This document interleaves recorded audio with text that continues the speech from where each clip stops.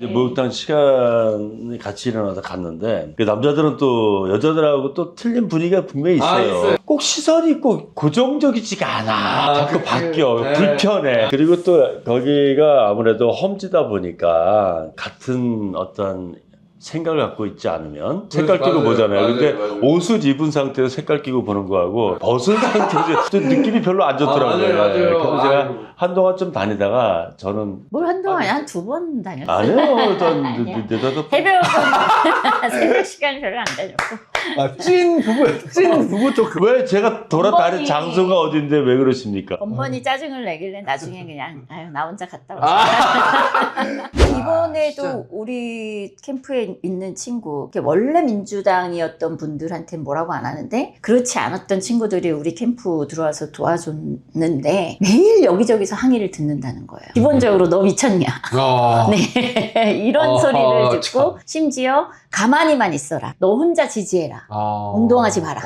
이렇게 계속 그래서 아니 이렇게 정치적 의사 표시를 하는 거를 그쪽 캠프 사람들이 자기 선거운동이나 하면 되지 우리 선거운동 하는 사람한테 전화해서 막 협박을 하고 간섭을 하고 하는 게 저는 이거 잘못됐다. 예, 진짜. 그래서 이게 말이 되나 싶은데 이게 이 지역에서는 그게 정서인 거예요. 지금은 이제 굉장히 화가 나서 나는 이제 다음 선거 때는 뭐 열심히 할 거야. 하지만 장담을 못 해요. 그 사이에 우리가 뭔가를 계속 끌어주고 그분들이 피해를 보지 않게 불이익을 당하지 않게 뭔가를 해주지 않으면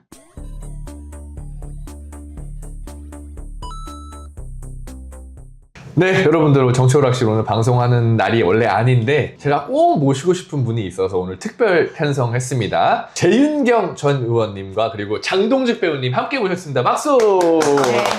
안녕하세요. 네. 제가 원래 재윤경 의원님을 한번 모시고 싶었어요. 왜냐면은 저번에 이제 장동직 배우님 편이 나가고 나서 이제 제가 댓글들을 쭉 봤는데 그 재윤경 의원님에 대한 의문이 상당했습니다. 아 그래요? 저보다? 아니, 물론 같이 있었죠. 아니, 물론. 저를 응원할 게 별로 없죠. 아니요. 같이 있었는데. 말 더듬지 마시고. 예.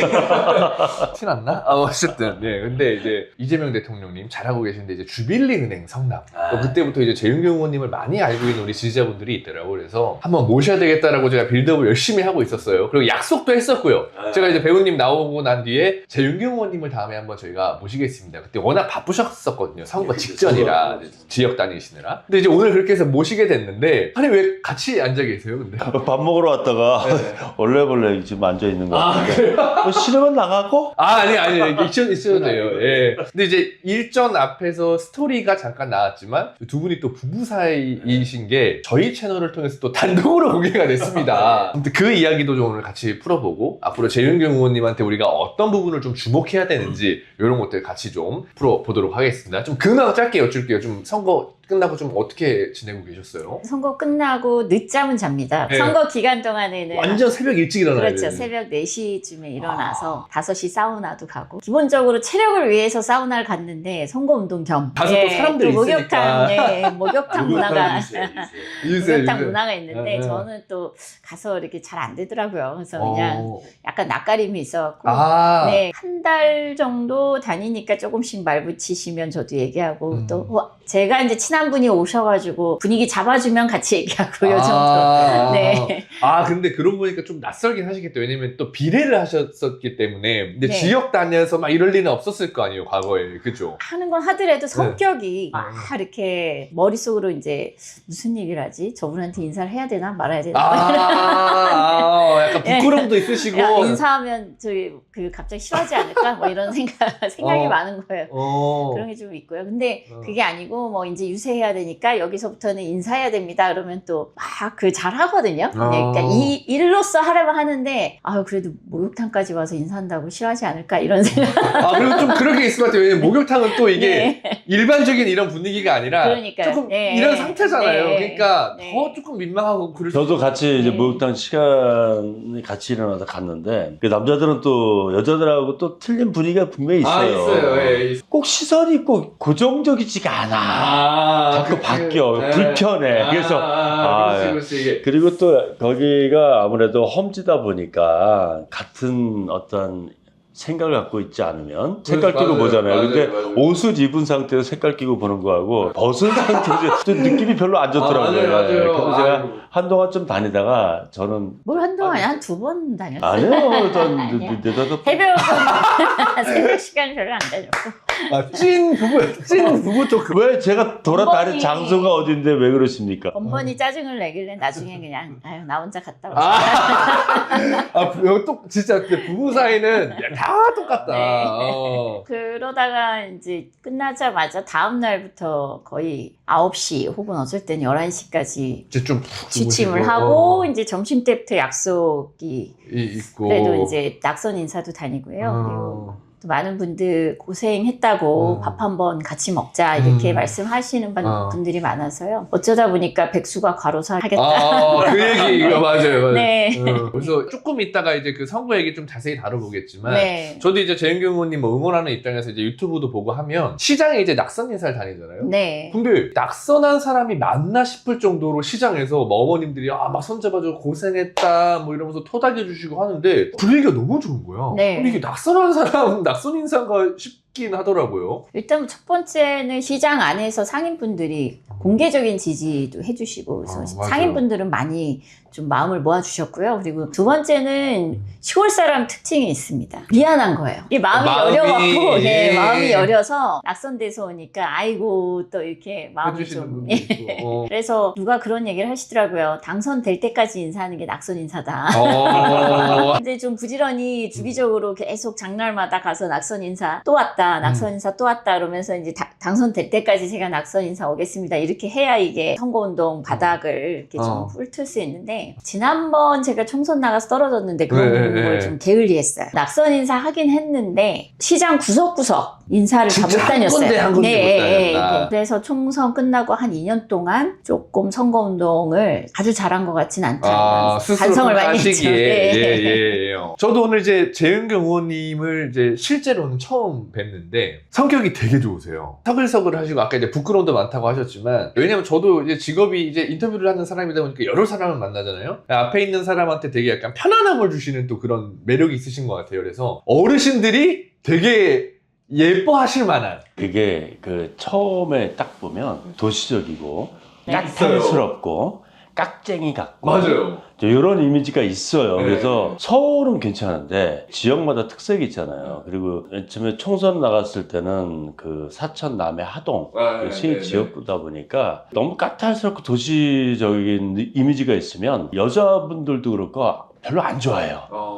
그러다가 막상 이제 접해서 좀 친해지고 이렇게 좀 살갑게 다가가고 그러면 이제 그 이미지를 헐어버릴 수 있는데 그런 시간적 여유를 많이 가졌으면 훨씬 더 많은 지지층을 확보할 수 있었는데 시간적 한계 그런 것도 좀 아쉽죠. 그러니까 그런 걸 많이 보셨던 시장 어르신들은 너무 이쁜 거예요. 너무 좋고 내 딸 같고 근데 그런 이미지를 좀 더 많이 심었으면 하는 아쉬움이 있고 앞으로 이제 그런 걸 좀 더 탄탄하게 만들어서 다음 선거에는 좀 지지층을 더 확보해야 되겠죠. 이게 또 그렇게 하고 싶어도 우리가 갖고 있는 관계망이 되게 좁아요. 민주당이 하동 지역에서 알고 있는 사람들 자체가 당원도 적고 당에 맞아요. 적극적인 활동을 하시는 분들이 적고 지역별로 저희가 13개 읍면인데 13개 읍면에 만날 수 있는 사람들을 이렇게 좀 구석구석 많이 알아야 되는데 제가 지역위원장으로 내려간 지는 횟수로 거의 8년 전이거든요. 되게 지역위원장을 한 5년 넘게 했는데 맨날 그 5년 동안 보는 사람만 본 거예요. 만나는 이렇게 확장 을 못하고 그리고 현역 때는 제가 또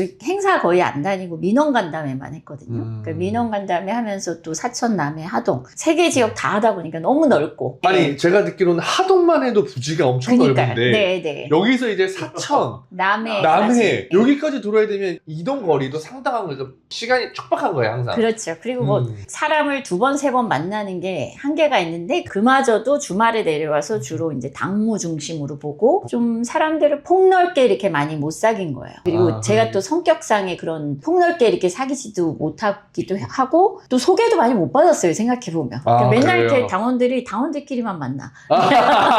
군의원들도 군의원들하고만 만나고 하다못해 8년 동안 알고 지낸 군의원 언니가 있는 줄 몰랐어요. 아, 진짜로? 예. 그래서 이게 누구 문제인지 모르겠는데. 그래서 하여튼 제가 그동안 계속 이렇게 움직인다고 움직였는데, 그 사람 만나는 게 너무 이렇게 좀 제한되게 만났고, 근데 오히려 이번 선거가 의미가 있는 게 딱 하동만 집중하다 보니까 예, 하동 시장 장날마다 뭐 그래도 10번 이상 가게 되고 네, 그 장날마다 그러니까 매번 장사 오시는 분들하고는 이제 얼굴을 쳤죠. 네, 얼굴 익히게 되고 더 나아가서 이런 것들이 선거운동 기간 유튜브를 찍어서 계속 업로드를 하니까 그거 잘하셨어요. 그거 잘하신 거예요. 그걸 또 계속 보시는 맞아요, 거예요. 맞아요. 보시는 분들도 이제 제가 익숙해지고 원래 이제 동네에서 자주 보던 애는 아니니까 네. 그리고 뭐 국회의원 했다 그러고 뭐 똑똑하긴 하겠지만 좀 낯선 약간 잘난 척할 것 같은 부담스러운 이미지 그런 게 있는데 친숙해지고 또 친숙하게 활동하는 모습을 유튜브로 계속 보시고. 보니까 이런 게 많이 좀 좋아졌어요, 관계가. 그리고 사실 하동이란 지역 자체가 그러니까 인구가 그렇게 많지는 않잖아요. 그렇다 보니까 이게 인구는 적은데 지역은 너무 넓은 거야. 네. 그 남의 그 사천까지 하니까 그러니까 네. 이게 그러니까 험지를 떠나서 물리적으로도 굉장히 어려운 선거 지역구인 것 같아요. 네, 맞습니다. 그 사람 모으기가 굉장히 힘든 거죠. 네. 사람을 모아서 여러 가지 정책이라든가 그런 어떤 뭐 내가 하고자 하는 어떤 그 중요한 주제 같은 거, 이슈 같은 걸 좀 얘기할 수 있는 공간이 좀 많았으면 좋겠는데 행사장을 가면 그런 얘기할 수가 없어요. 행사장이잖아요. 뭐 네. 체육회, 뭐 그렇죠, 새마을회, 그렇죠. 뭐 분여회 가면 뭐 정책 얘기하는 데가 아니잖아요. 가서 네. 뭐 거기 행사에 맞는 어떤 컨셉에 맞게 도와주고 오는 거지. 뭔가 뭐 정책을 얘기할 수 있는 곳이 맞아요, 아니다 맞아요. 보니까 막상 정치적으로 접근하기가 쉽지 않고 맞아요. 모이기도 너무 힘들고 힘들어요. 네. 그러다 보니까 한계성이 늘 부닥쳤던 그런 지역이죠. 그래서 이번에는 이제 뭐 끝나고 나니까 아 이렇게 하면 되겠구나라고 알고 나니까 선거 끝난다 뭐 그런 얘기처럼 맞아요. 아니 근데 이런 것도 저는 이제 되게 자세적인 측면으로 좋아 보이는 게 낙선했다고 해서 뭐 누구를 탓하지 않고 뭐 그런 것이 아니라 부족한 것 짚어보고 이제 앞으로 해야 될 것도 찾아보고 이런 게 저는 너무 좋은 자세인 것 같고 이번에 하동 군수 나가셨을 때 43% 정도를 득표를 하셨더라고요. 네. 제가 보니까 네. 처음 아니에요? 민주당이 이렇게 많이 받은 거? 역사적으로? 아니 2018년에는 조금 더 받았는데 더 받았어요. 네, 그렇구나. 그때는 이제 워낙에 그 경남이 그때 다 45% 이상 나왔을 때거든요. 네, 네, 그러니까 네, 네. 지금 이번 지방선거 성적표만 놓고 보면 제가 보니까 경남이 지난 우리 총선 때보다 더 안 좋아요. 아 그래요? 네. 네, 총선 때보다 옆에 사천, 남해, 진주 예, 여기가 다 득표율이 낮아졌어요. 뭐 출구조사에서는 우리가 한 9% 정도 이기는 걸로 나왔는데 사실은 너무 마음이 아파서 자세히 안 들여다봤는데 크게 진 걸로 알고 있거든요. 이번에 경남은 분위기가 훨씬 더 민주당에게 좀 부정적이었던 분위기거든요. 그래서 2018년엔 경남도지사 선거도 이겼고 맞아요. 또 전반적으로 경남 전체가 다 40%, 45% 이상 나올 때니까 그때 빼고는 늘 20%가 안 됐죠. 아, 그랬어요. 네, 근데 이제 총선 때 제가 한 37% 얻고 대선 때 이재명 대통령께서 36% 정도 얻었거든요. 그러니까 그때보다는 한 7% 정도, 6, 7% 많이 나온 셈이죠. 네. 대통령보다 표를 더 많이 받으셨네. 하동에서는. 네. 하동에서는 대단하신데 그래도. 네. 아, 근데 이번에 해서 사실 그 결과가 너무 아깝더라고요. 조금만 더 이제 시간이 지나서 좀 더 얼굴 익히고 하시고 하면 좀 전략적으로 이제 네. 유튜브 하시면서 뭐니까 네. 미디어 노출도 좀 하시고 하면 제가 봤을 때 진짜 다음에는 뭐가 됐든 네. 좋은 결과가 있지 않을까 싶어요. 두 가지 의미가 있거든요. 이번에 이제 선거 끝나도 우리가 졌지만 어쨌든 우리는 정부에서 여당이잖아요. 아, 맞아요. 네, 여당이기 때문에 우리 지역에 영향을 미칠 수 있는 공기관을 지금 찾고 있고 있어요. 좀 제안을 좀 드리고 있어요. 그래서 실제로 우리 지역에서 일을 할 수 있는. 네, 그게 하나 있고 그래서 어떤 여당의 힘도 보여주면서 동시에 민주당을 도와주면 굶어 죽는다라는 두려움을 제거해 주는 게 그런 생각이 좀 아직도 아주 있다면서요. 많습니다. 예, 아주 많고 실제로 피해를 봐요. 불이익이 있고 그리고 또 이게 분위기가 한 5분이 모여가지고 누가 민주당에 대해서 칭찬을 하면 너 민주당이가 예. 이러면서 약간 거리를 두려고 왕따 시키는 하는. 분위기, 이렇게 희한한 사람 취급해버리는 분위기가 있었거든요. 그거를 조금 완화시킨 선거가 된 것 같아요. 완화시키는 선거가 네. 됐다. 100%는 아닌데 네. 예를 들자면 우리 민주당을 지지하는 분들이 다 투표를 하면 기껏 해야 35%를 넘기가 사실 쉽진 않은 지역이에요. 근데 40%가 넘는 거는 그 외의 분들 확장성이 분명히 있다고 보고, 더불어서 이제 더불어라 하니까 더불어민주당이네. 숨어있던 그런 표들, 어떻게 보면은 대외적으로 나서서 불이익을 받을 수 있는 어떤 그런 분들이 이제는 이번 선거 끝나고 나서 이제는 안 되겠다, 본격적으로 나서야 되겠다, 그런 분들이 많이 나타났었어요. 근데 그런 부분들이 앞으로 굉장히 다음 선거에 보탬이 되지 않을까. 근데 이런 제가 생각을 하고 8년을 제가 이렇게 봐서 아는데 네. 지금 선거 직후에는 되게 그 내가 지지했던 후보가 떨어졌기 때문에 감정이 이렇게 고조돼서 내가 앞으로 나서야지 그러시거든요. 근데 어떤 맞아요. 이장님이 전화가 왔어요. 와서 다음번에는 내가 이장직 때려치고 돕겠다. 그래서 아유 그 뭐 다음번에 이장 하시면서 도와주세요. 제가 그랬거든요. 웃으면서 아니 이번에 도와주시지 그러셨어요. 이번에 그럴 수 없고. 이장직 때문에 나서질 못했다 이 얘기를 하시는 거예요. 그래서 이장은 이제 맞아요. 원래 정치적- 나서면 안 예, 돼요. 예. 예. 말씀은 그렇게 하지만 사실 또 국민의힘 지지하는 이장님들은 은밀하게 많이 나서시거든요. 그래서 이렇게 할 수 있는데 우리 당을 지지하는 이장님들은 그러니까 똑같은 이장님이라도 국힘 지지자분들은 큰 소리를 쳐도 주변에서 말리는 사람이 없는데 민주당을 지지하는 이장님은 뭐라고 하면 이장이 중립을 안 지키고 이렇게 야단을 친단 말이에요. 네, 이런 게 있는 거예요. 네. 그렇다. 에이, 그러니까 이게 뭐야. 그동안에 기득권이 기울어져 있었기 때문에 그런 거였는데, 그리고 심지어 뭐냐면 여기는 늘 여당이었기 때문에 민주당을 지지하는 것 자체를 아주 희한한 일로 약간 별난 것으로 치부해 왔잖아요. 별종으로 취급당하기 싫으니까 많은 분들이 좀 침묵하게 되는 거예요. 속으로 지지하게 되고 사실은 내가 뭐 예전부터 뭐 평민당부터 뭘 했고 뭐 이렇게 만나 보면 엄청난 역사들이 나오는데 맞아요. 동네에서는 그분이 그러니까 그런지 몰라요. 이게 참 웃긴 예. 게 대구나 네. 이런 데는 민주당을 지지하는 사람이 당당하게 지지한다고 잘 못하는데 왜냐면 못해요. 그 주위에서 네. 분위기가 막 그렇게 네. 만들어버리니까. 아니, 이번에도 진짜. 우리 캠프에 있는 친구, 이렇게 원래 민주당이었던 분들한테 뭐라고 안 하는데 그렇지 않았던 친구들이 우리 캠프 들어와서 도와줬는데 매일 여기저기서 항의를 듣는다는 거예요. 기본적으로 너 미쳤냐? 네. 이런 소리를 듣고 참. 심지어 가만히만 있어라. 너 혼자 지지해라. 운동하지 마라. 이렇게 계속 그래서 아니 이렇게 정치적 의사표시를 하는 거를 그쪽 캠프 사람들이 자기 선거운동이나 하면 되지. 우리 선거운동 하는 사람한테 전화해서 막 협박을 하고 간섭을 하고 아. 하는 게 저는 이거 잘못됐다. 예, 진짜. 그래서 이게 말이 되나 싶은데 이게 이 지역에서는 그게 정서인 거예요. 지금은 이제 굉장히 화가 나서 나는 이제 다음 선거 때는 뭐 열심히 할 거야. 하지만 장담을 못 해요. 그 사이에 우리가 뭔가를 계속 끌어주고 그분들이 피해를 보지 않게 불이익을 당하지 않게 뭔가를 해주지 않으면 이분들도 지금과 같은 마음이 내년에도 유지되리란 보장이 없어. 사후에 하실 일이 되게 많다. 관리 예. 같은 것도 계속 해, 연대도 계속 해야 네, 되고. 목소리를 어떻게 계속 키울까에 대한 고민이 있는 거예요. 기존의 이제 기득권층은 어쨌든 이번에 선거도 또 졌잖아요. 지다 보니까 또 그쪽이 아직도 기득권이 된 거고, 저희가 어쨌든 다른 건 떠나서 우리가 아직 현재 지금 여당이다 보니까 할 일이 좀 꽤 있어요. 근데 그런 부분들을 지지자분들한테 계속적으로 자신감 그리고 앞으로 나설 수 있는 어떤 그런 모델을 계속 만들어주지 않으면 다음 선거 역시 또 똑같이 진행될 수밖에 없기 때문에 고민이 많죠. 그래서 저는 우리 당에도 그런 말씀 드리고 싶은 거예요. 그러니까 네. 예를 들면 그 이장님들이 뭐라 그러시냐면 마을 주민들이 아유 우리 이장은 민주당 지지해서 이제 뭐 수의계약 1,000만 원짜리 한 개도 못 갖고 오겠네 이렇게 얘기한단 말이에요.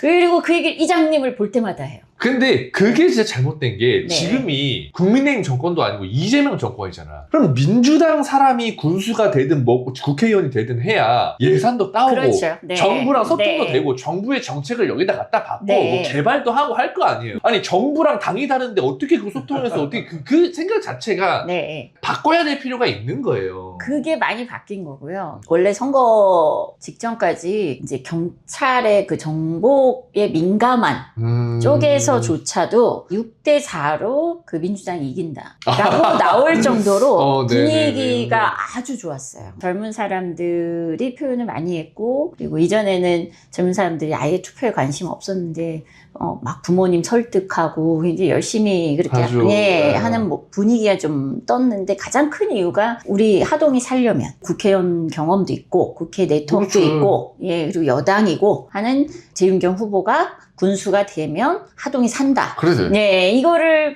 계속 강조하면서 좀 저희가 유리하게 캠페인은 성공을 했던 건 맞아요. 결국 조직선거에서 크게 밀린 게 이제 패인이 됐죠. 그걸 떠나서 정부 그 예산은 둘째치고 이제 군 예산인 거예요. 마을 단위에서는 이제 군 예산인데 그걸 결정하는 이제 군수가 민주당이 아닌데, 민주당을 지지한 이장님은 당연히 국물도 없다.